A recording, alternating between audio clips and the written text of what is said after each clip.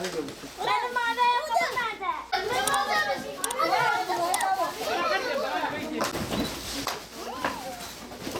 Dur bak.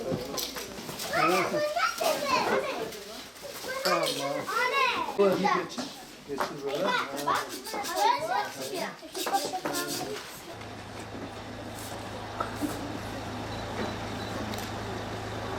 Budur da bunu.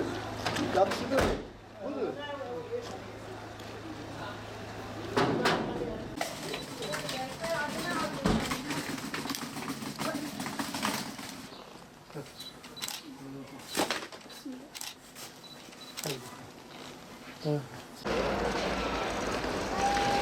Bismillahirrahmanirrahim.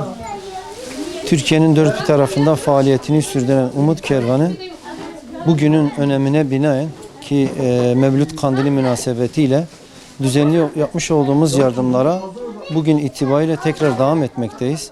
Öncelikle Allah Resulü Aleyhisselatü Vesselam'ın kutlu doğumu münasebetiyle hayırseverlerin bize yapmış olduğu yardımları bu mübarek günde de, bu anlamlı günde de ihtiyaç sahibi olan bütün fakirlere, bizde kayıtlı mevcut olan fakir mağdurlarımıza inşallah dağıtmaya devam edeceğiz.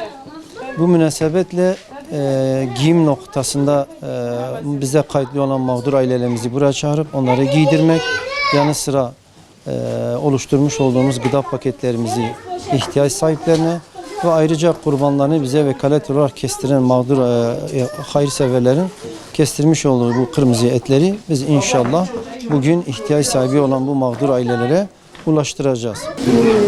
Çok memnunuz. Allah razı olsun. Böyle bir hayırlı günde böyle bir sevap işlemeleri veyahut da buranın vesile olması çok sevindik.